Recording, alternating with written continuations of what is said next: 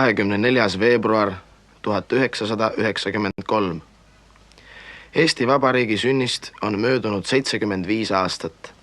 Eesti taasiseseisvumisest 1,5 aastat. Üle poole sajandi on eestlastel jälle oma riik ja sõjavägi.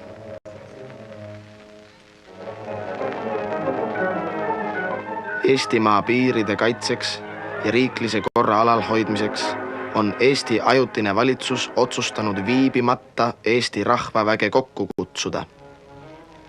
3 kuud pärast vabadussõja algust Eesti iseseisvuse esimesel aastapäeval teatas vägede ülemjuhataja kindral Laidoner. Vaenlane on piirini aetud ja Eestimaa on vaenlasest vaba. Vabadussõja lõpul oli Eestil ligi 100 000 meheline sõjavägi. Esimesed filmikaadrid vabariigi aastapäeva paraadist Tallinnas Vabaduse platsil on aasta 1926. Riigivanem Jaan Teemant ütleb: vabaduse kättevõitmine ja iseseisvuse kaitsmine on meilt palju ohvreid nõudnud. Rahvavägi on enda kohust ausasti täitnud, sest ta on osa rahvast, veri rahva verest.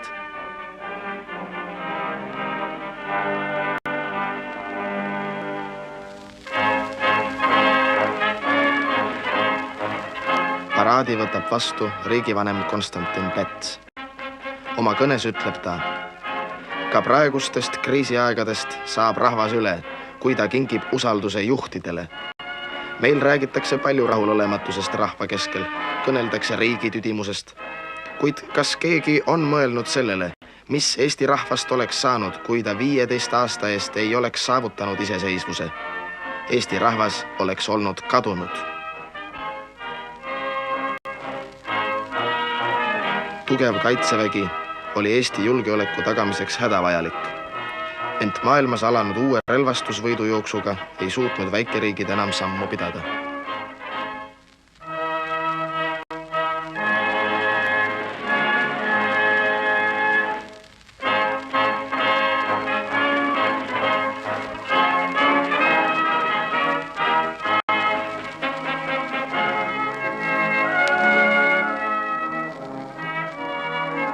Tervituskõnes ütleb president Päts: kuigi meie ümber on olnud palju ärevust ja kuigi isegi Euroopa riikides on palju kõneldud sõjast, on Eestil selle kõige keskel olnud nagu väike rahusaarekene. Seetõttu oleme meie võinud ka möödunud aasta kestel jälle rahulikult töötada oma noore riigi heakäiguks ja hüvanguks. Tänasel päeval soovin ma teile kõikidele, et see rahulik töö võiks jätkuda ka tuleval aastal. Ent maailma kõrvad jäid neile sõnadele kurdiks. 1,5 aastat hiljem algas teine maailmasõda. Sellest paraadist filmikaadreid pole. Nõukogude Liit oli Eestile peale surunud baaside lepingu ning punaarmeelasi oli Eestis juba rohkem kui oma sõjaväelasi. Ometi loodeti veel Eesti iseseisvus säilitada.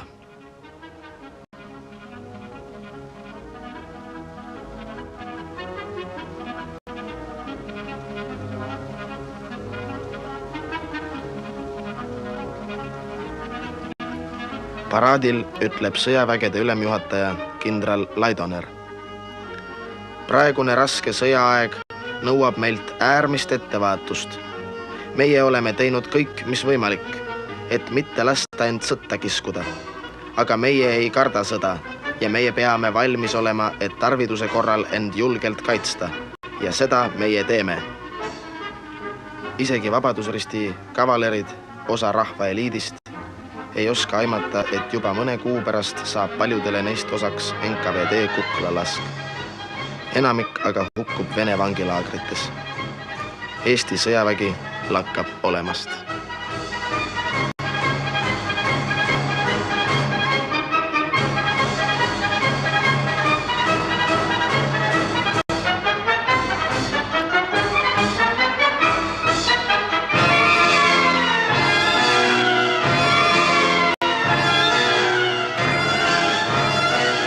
Need õppused peeti ilmselt 1939. aasta suvel.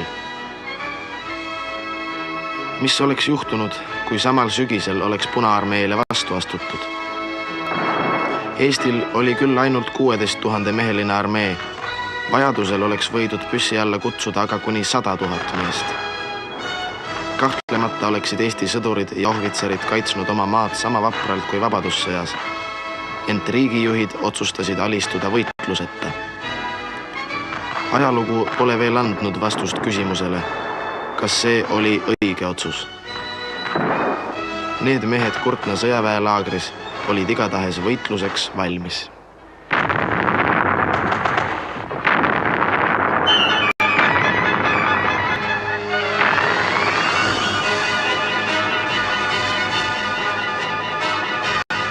Kindral Laidoner pidas riigi kaitsevõime aluseks rahva kaitsetahet. Kas on Eestil seda praegu piisavalt? No oleks täna vist raske öelda, et see rahva kaitsetahe on vastaval tasemel. Igal juhul võrrelda Eesti rahva tahet 38., 39., 40. aastal ja hiljem tänasega ei saa. Eks see on ka vist meie orja psühholoogia pärand, mis on tulnud tänu sellele 52-aastasele okupatsioonile ja inertsina see psühholoogia, see meeleolu kandub ka edasi.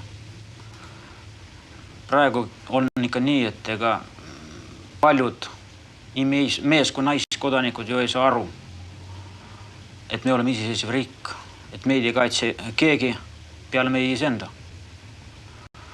Ja võib-olla sellest arusaamatusest on ka tingitud, et paljud noormed ei taha tulla sõjaväkke. Pealegi puudub vastav seadusandlus.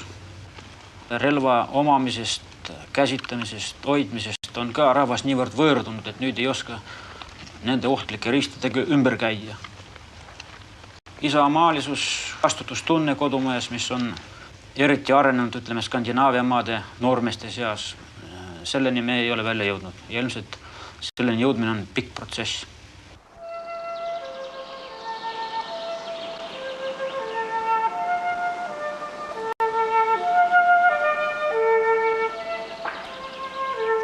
Sõjaeelses Eestis oli üle 40 000 kaitseliitlase praeguse 6 000 vastu. Kaitseliidu malevaid hakati uuesti looma 1989. aastal, veel kestva okupatsiooni tingimustes pooleldi põranda all. Sel ajal oli Kaitseliit esimene vähegi relvastatud rahvakaitseorganisatsioon Eestis. Kaitseliit moodustus vabatahtlikest, nii öelda alt üles. Üleminekuaja valitsuse meelest oli Kaitseliidu tegevus liialt ohtlik ja koguni provokatoorne. Kaitseliidu malevad omakorda deklareerisid, et alluvad vaid Eesti eksiilvalitsusele. Nii on pikka aega kruvitud üles poliitilisi pingeid, kuigi Eesti kaitseks valmisolekut üles näidanud meestel omavahel mingeid maid jagada polegi.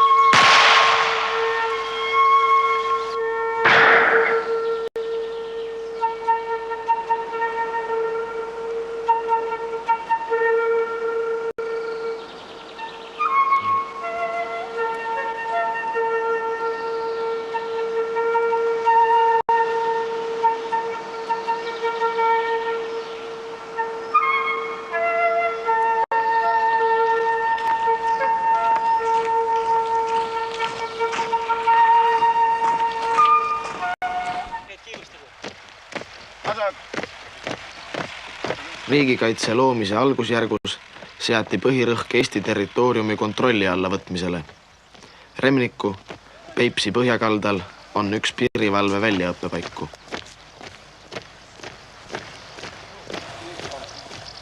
Täna On Remnikul need mehed, kes julgesid ja tahtsid 90. aasta oktoobris, septembris tulla ja öelda, et Eesti kaitsejõud vajavad taas loomist. Nad olid esimesed mehed, kes läksid Eesti Vabariigi majanduspiirile kirved ja saed käes selleks, et piiri rajada. Ja täna seisavad Eesti administratiivpiiri joonel relvad käes selleks, et tagada riigi suveräänsus, territoriaalne terviklikkus.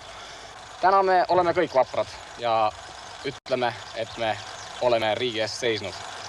Aga oktoobris 90 oli palju määramatust ja teadmatust. Ometi olid ka endise Nõukogude armee ohvitseride hulgas mehed, kes kogusid enda ümber Remnikule, siis veel poisid, ma ütleksin täna juba mehesteks saanud, õige pea juba Eesti Vabariigi ohvitserid ja hakkasid looma Eesti piirikaitset.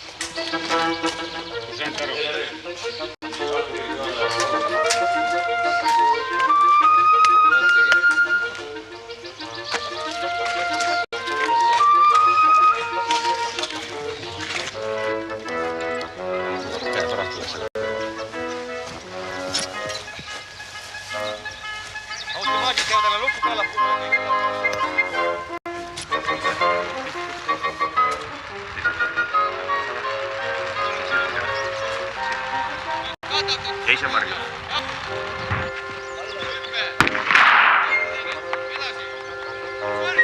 Eesti Vabariigi kaitseteenistuse seadus võeti Ülemnõukogus 1992. aasta jaanuaris vastu nii-öelda üle noadera.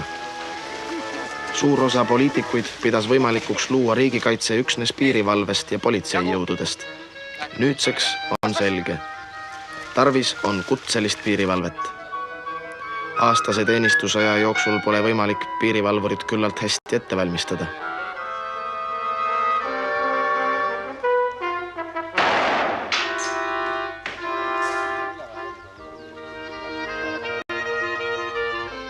Esimese grupiga me tulime siis siia, oli meid 30 meest. Ja õppus muidugi oli äärmiselt ränk, sest me tegime õppust nii, et ööpäevas umbes 4 tundi saime magada. Öösel olid häired ja häired olid juba sellepärast, et me ikka kartsime ka, et meil tullakse võib-olla siia kallale. Relvasid meil ei olnud, aga meil olid raketid ja kaikad.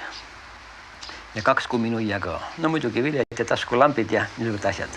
Aga meie otsus oli siis säärane, et alla meie nii ei anna, ainult sellel juhul, kui meid hakkaks laskma. See oli siis see Remniku kõige esimene etapp. Teine etapp hakkas juba siis, kui tulid need 70 noormes, keda me olime siis välja valinud 270-st. Ma pean ütlema, et ma olen ka ikka üle 27 aasta sõjaväes teeninud. Ma olin suurtükiväelane ja teenisin ka Eesti diviisis 1953. kuni 56. aastani. Vaat säärased noormehi, nagu see kontingent oli 70 meest, need vabatahtlikud, Vene sõjaväest desertöörunud. Säärased nad polnud kunagi näinud. Nad olid nii valmis ja nii vaprad ja nii julged ja nii teotahtelised. Nii et pani imestada, et Eestimaal säärased tublid mehed on. Ja kui meil kutsuti 14. jaanuaril Tallinnasse, ja kui mina siis riivitasin üles mehed, siis küsisin, et kas lähme Tallinnale appi Toompead kaitsma. Kõik ütlesid, et appi. Meil olid siis tehtud kaikad. Nüüd pool päeva raivasime siis kaikad, suuremaid ja väiksemaid. Suuremad olid niiviisi, et siis ülevalt rõdude pealt alla lüüa neid ja siis väiksemaga siis pähe virutada. Umbes midagi niisugune mahtra meeste tasemel. Isegi veel hullem kui Lembitu ajal, sest nendel olid ikka mõõgad ja odad olid ja vibud olid, aga meil ei olnud midagi, ainult kasekaikad. Riigil ja rahval peab ikka olema oma jõud, kes ta kaitseb, kes oleks valmis. Kas me natukeseks ajaks, lühikeseks ajaks vastu hakkama. Sest niiviisi toimida, et ilma millikita alla anda ja alistuda, nagu meil ajaloos teame 40. aastal see juhtus, 41. Seda küll korduda enam ei tohiks.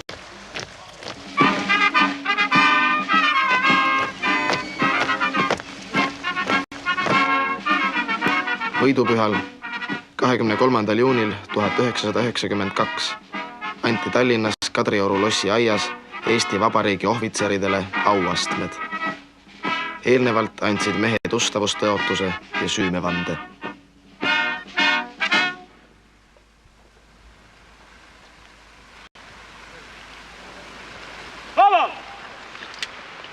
Eesti Vabariigi kaitsejõudude truuduse tõotus.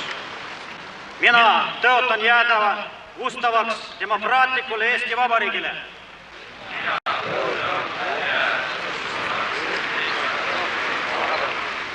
Ja tema seaduslikule valitsusele. Kaitsta Eesti Vabariiki vaenluse vastu kogu oma mõistuse ja jõuga.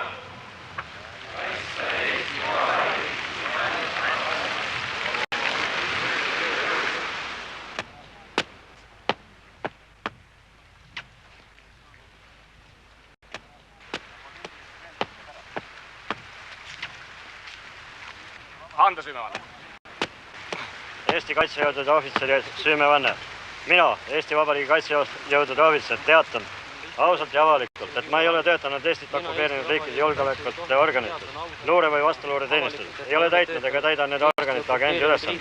Ma ei ole oma senise tegevusega osalenud Eesti Vabariigis, samuti teiste riikide kodanike jälitamises või represseerimises nende poliitiliste eelduste pärast. Ma ei ole oma senise tegevusega osalenud Eesti Vabariigi, samuti teiste riikide kodanike jälitamises või represseerimises nende poliitiliste veendumuste pärast. Kaitsejõudude ohvitser, teatan ausalt ja avalikult, et ma ei ole töötanud. Probleem on ehk see, et meie pisikese ressursi juures, kus meil on vähe raha, vähe mehi, vähe potentsiaalseid ohvitsere, peaks ilmselt väga selgelt panema riigis paika prioriteedid. Mida me peame tegema täna ja mille lahendamisele me võime asuda homme. Kui minu käest küsitakse, siis on täiesti selge, et ei saa olla iseseisvat riiki ilma selleta, et ta teostaks kontrolli oma territooriumile, et ta suudaks oma suveräänsust kaitsta. Ja sellepärast oleks ilmselt mõttekas lahendada kontrollfunktsioonidega seotud problemaatistik ja siis asuda kaitsevägede formeerimisele. Kõik sõltub ikkagi sellest, milline on siis Eesti riigile ohuallikas number 1. Meie arvates ei ole see ühegi teise riigi agressioon, vaid just nimelt rahvusvaheline kuritegevus, organiseeritud terrorism, põgenikevoolud.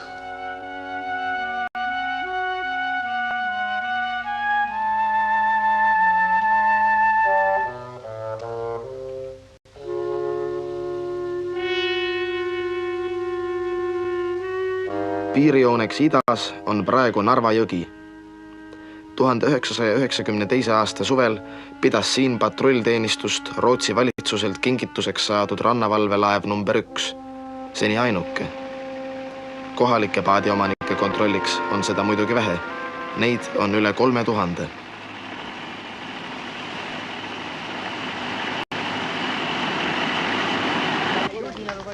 Ma tahaksin hüüda niisuguse hüüdlause. Tondi kasarmud tagasi Eesti sõjakoolile.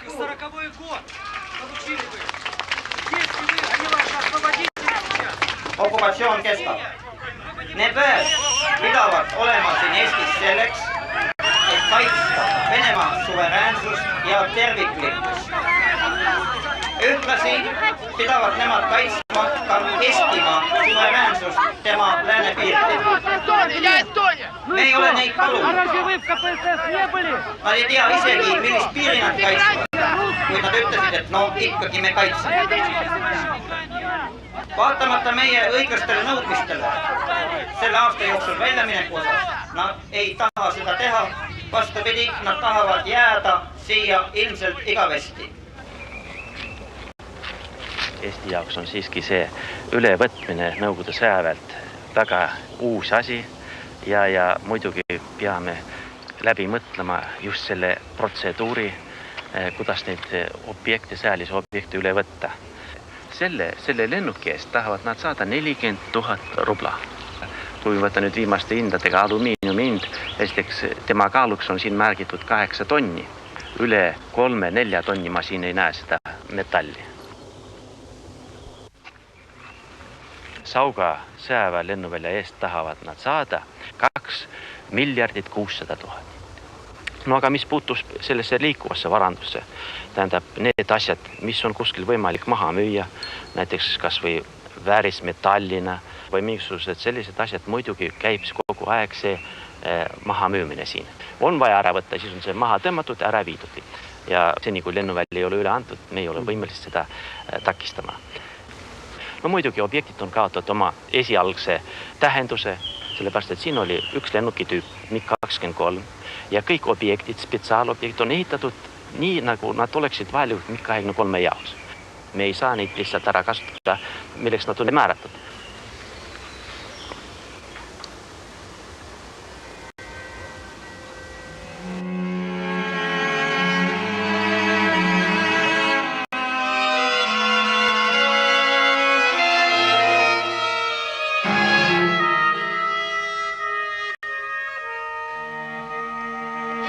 Lõpuks on Eesti piirivalve jõudnud ka Paldiskisse.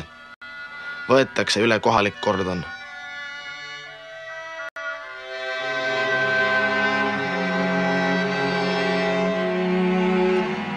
...1992. aasta augustist Vene piirivalve enam Eesti merepiiri ei valva. Paldiski aga jääb endiselt suletud linnaks.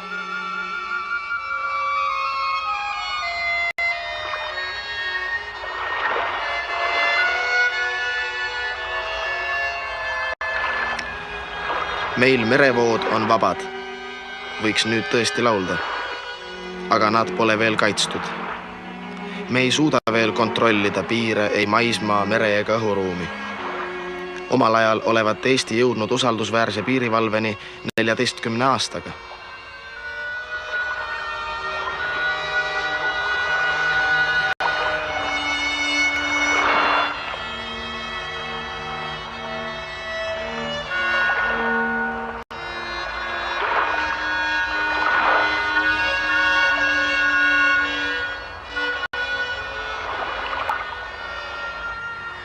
Jägala sõjaväelinnak on taas Eesti sõjaväe käes.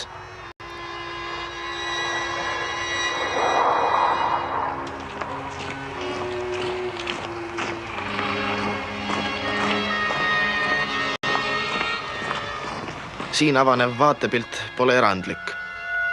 1940. aastal võttis Punaarmee üle Eesti sõjaväe kogu vara. Impeeriumi pärand on aga masendav.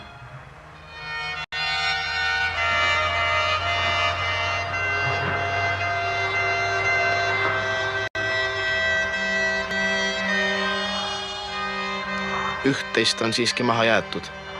Mõnikümmend tünni hapendatud tomateid.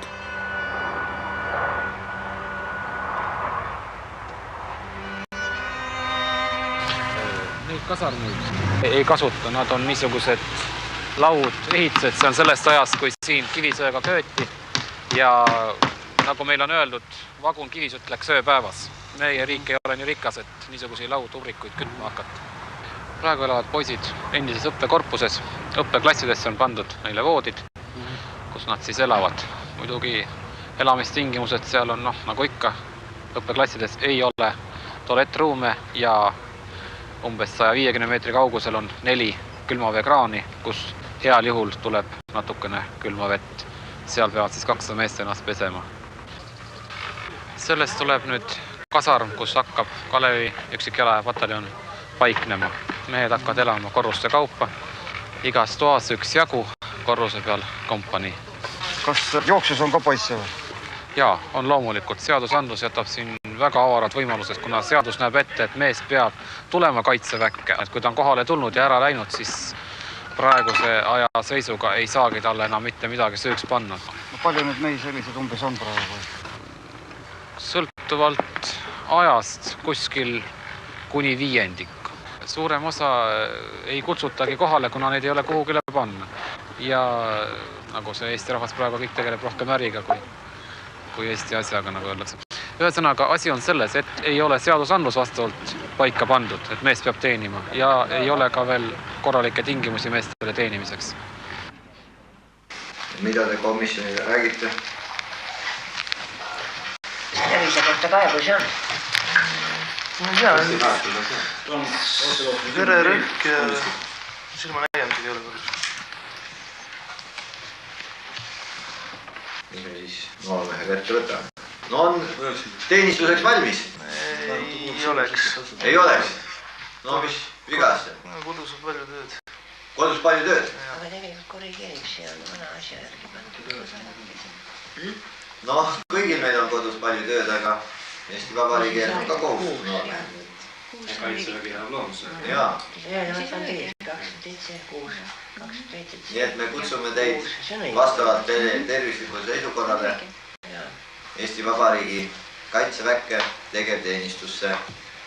Oli kõik arusaadav? Jaa. Passi kutsumuse tunnistus kaasa. Nägemiseni. Selles suhtes... No mis paberi teil seal taskus on? See on vast nüüd kõige viimas. No, trump tuleb nüüd. Suurem trump tuleb nüüd. No sellega ei... See koguse liige olete, see ei tähenda midagi. Hea küll, mis me nüüd vingerdame. Usuühingaga on niisugune asi, meil ei ole niisugust usuühingut ühtegi olemas, kes Isamaa kaitseks ei astuks välja relv käes. Mis koguse liige te olete? Tulete siia. Jehova tunnistajad. Mis? Jehova tunnistajad. Jehova tunnistajad. Jaa. Probleem selles rohkem, et kui tekib küsimus selles, et kas võtab üks ette minna vahendast maha lastma, või seda ise küsimus. Aga jutt on praegu sellest, et hakkate staabi juures olema staabi tööl. Aga minu südametunnistus seda ei luba. Eesti riigi vastu. Olla. Ja ta on niisugune kodakondsus. Selles mõttes, et kui ma olen vande andnud ja tuleb näiteks sõjaolukord, siis kui ma selle vande järgi ei ole, ma olen reitur. Sellepärast ma ei saa. Siin tekib uus küsimus, et kui te ei taha kodumaad kaitsta, kes ei saa teid kaitsma? Kui on tõesti kaalukad põhjused sõjalgi mitte minna, siis on need seda objektiivsed, aga mitte sellised kunstlikud ja kõik võimalikke vahendid kasutades. Keeldud sõjalgi põhjus, kuhu pääne.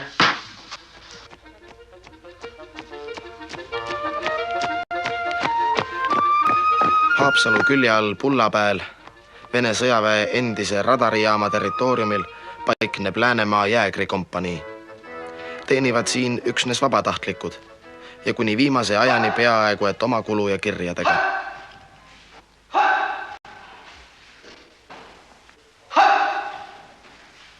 See oli 90. aastal, kui siin loodi Kaitseliit, siis oli näha, et ühtepidi hakkas domineerima politseiline külg ja teistpidi siis paraadlik osa. Aga seda otsest sõjalist külge jäi väheks ja siis moodustati Kaitsealgatuskeskus. Ja eksiilvalitsuse nõusolekul ja heakskiitmisel moodustati siis ka Läänemaa merialaväe pataljon. Eesmärgiga just seda, et väeosa erialane profiil oleks suunatud just rannikule, rannikus merele, saartele. Et see külg oli seni ajani praktiliselt täiesti katmata. No, põhilised vastuolud on selles, et ühesõnaga peastaap on oma olemuselt, suurliku sõjalise doktriini või õpetuse pooldaja, kuid ei arvestata seda, et seda armee peab vaja minna juba homme või juba täna.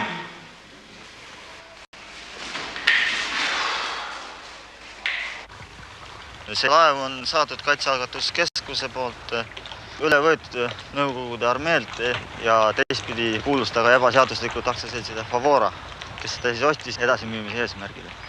2 kaatri eest oli siis pakutud vist $5 miljonit. Kaitsealgatuskeskuse kompanii poolset initsiatiivi olen püüdnud näidata, et saaks Eesti Vabariigil selle kaatri korda teha ja teda siis otstarbekohaselt kasutada. Aga kuni selle viimase aja selle skandaalini, see 4 ja 12 millise merepiiriga, praktiliselt on niimoodi, et Eesti kaitsejõududes ei ole sõnagi juttu olnud Eestist kui mereriigist. Praegu on nii, et Eesti territoriaalvetes püüavad kala, kes tahavad, nii Nõukogude laevad, Läti laevad, Leedu laevad. Augustis ja septembris siis oli sama häda, et Nõukogude siis endised sõjaväeosad võtsid välja kõik Eesti Vabariigi territoriaalvetes olevad meremärgid. Siis kui oleks see kaater töökorras, siis oleks Eesti riik saanud neid meremärke kaitsta ja nad oleks siiamaani sees olnud. Aga praegusel juhul on nii, et isegi selle sama sadam on nii, et ainult valges ja hea ilmaga saab teda normaalselt kasutada. Kaptenid sõidavad nii hea õnne peale ja vanade kogemuste põhjal. Võru, 23. detsember 1992. Kuperjanovi üksiku jalaväepataljoni 74. aastapäevaks taastati väeosa ajalooline lipp. Esimese melestusnaela lööb lipuvardasse vabariigi president Lennart Meri. Pataljoni ülem kapten Kert.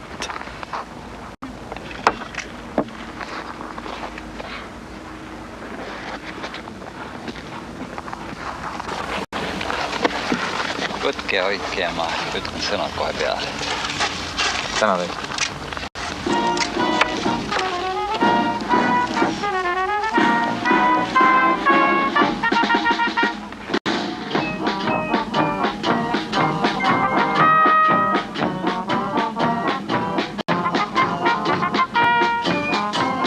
Kas taas sünnib selle lipu all vabadussõja vaim, milleta Eesti Vabariik 300 aastat tagasi poleks püsima jäänud? Kas püsib selle lipu all teadmine, et Eesti on kaitsmist väärt maa?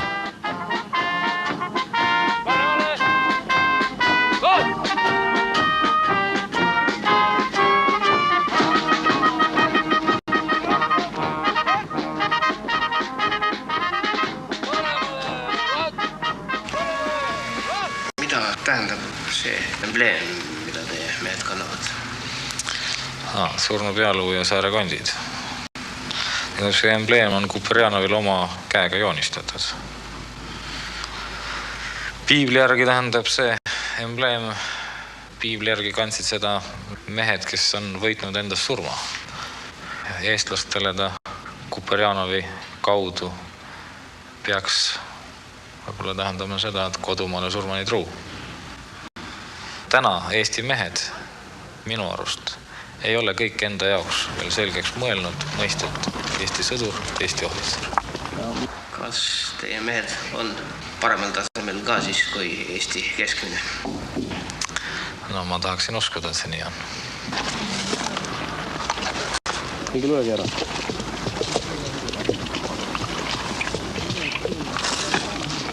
Bataljon! Valvel! Paremale, vaat! Härra kolonel, Kuperjanovi üksik jalaväepataljon rivi ülevaatuseks valmis. Raporteeris pataljoni kapten Kert. Aastase teenistusõja jooksul peab iga sõdur vähemalt ühe korra osalema kompanii ja seejärel pataljoni taktikaõppustel. Keerulisem on ohvitseride koolitamine. Pataljoni ülema koolitamiseks, et ta suudaks üksust lahingus juhtida, arvatakse kuluvat 7–9 aastat. Kvalifitseeritud ohvitseride puudumine Eestis ongi raskemaid probleeme kaitsejõudude loomisel. 380. Kord on selline.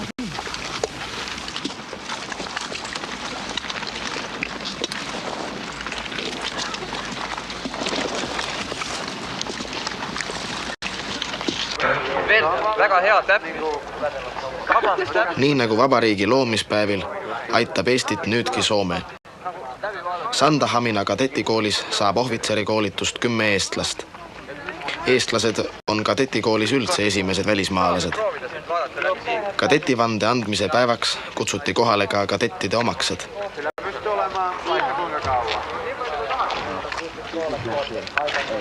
Röösti pirulaskurssid järjestyneet valantekoon. Aloitetaan.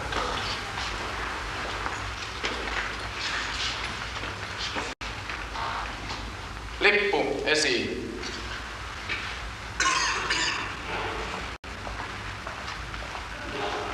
Esivannoja esiin.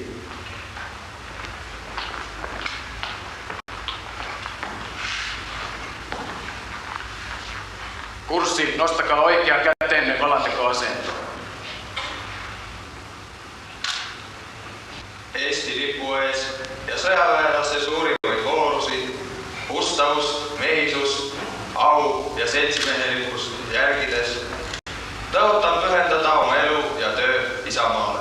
Kadetina ja ka hiljem olgu minu lipukirjaks Eesti vabadus ja Eesti rahva õnn. Selle tõotuse lunastamisel. Ei kardama, ei tööd ega võitlust. Ei kardama, ei tööd ega võitlust. Ei kannatusi ega surma. Ei kannatusi ega surma. Andku Jumal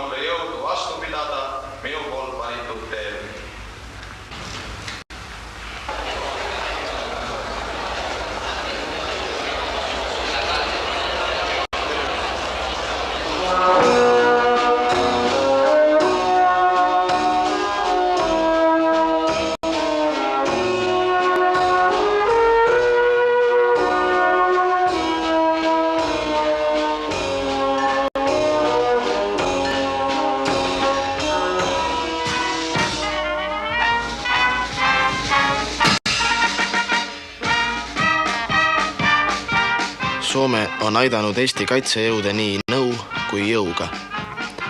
1992. aasta 16. novembril anti Soome Vabariigi poolt Eesti Piirivalveametile üle 3 patrull-laeva.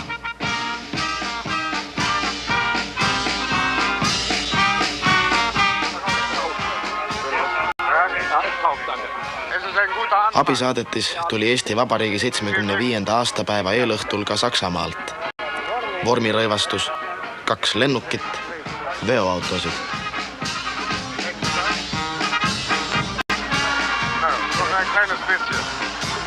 Englisch?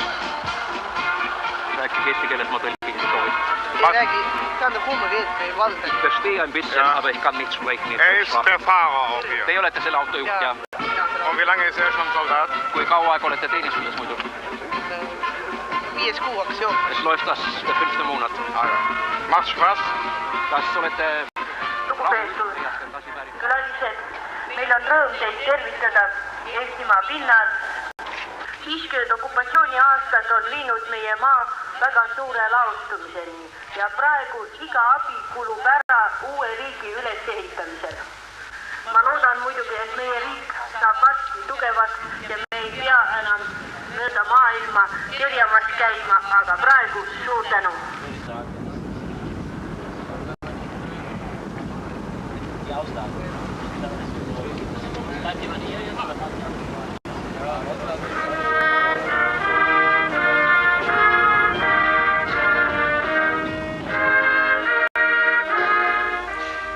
Kui tugevaid kaitsejõud Eesti vajaks ja mida me endale reaalselt lubada saame praegu? See oleneb täpselt sellest, mida Eesti rahva valitud esindajad parlamendis tahavad. Nemad määravad seda, mitte mingisugune minister ega mingisugune ülemjuhataja või peastaabi ülem. Ja see debatt seisab veel ees. Tähendab, kaitsejõududele tuleb seada mingisugune siht, milleks on meil neid vaja ja kui palju tohivad nad meile maksma minna. Meil on juba pikemat aega mitmesugused läbirääkimised ütleme, välisriigi ja relvade kauplejaga. Selleks me oleme olnud sunnitud. Seepärast, et need riigid, kellega me kõige parema meelega oleksime tahtnud sel ajal koostööd teha, näiteks Soome, Rootsi, demokraatlikud naabrid, nemad keelduvad relvi müümast või andmast Eestile, nii kaua kui siin Vene väed on alles. See tähendab, et me oleme pidanud neid mujalt otsima. Ja nii ongi üks väga konkreetne liin läheb selle välja, et me võib-olla paari kuu pärast oleme täielikult NATO relvastuse peal. Kas NATO relvastus on parem või on muud põhjused? Oi, ta on muidugi parem. Ja tal on veel teine põhjus ka, tähendab, ma arvan, et ta on psühholoogiliselt päris hea Eesti noormeestele, et nad jätavad selle õudse Kalašnikovi sinna, kus teisteks ja siis saavad kätte nüüd korralikud relvad.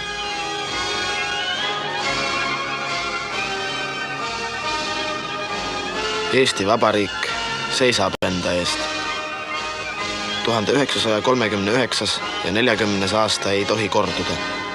Niisugune oli Vabariigi 75. aastapäeva paraadisõnum. Nii sai sellest aru Eesti rahvas ning nii kostus see ka teistesse maadesse.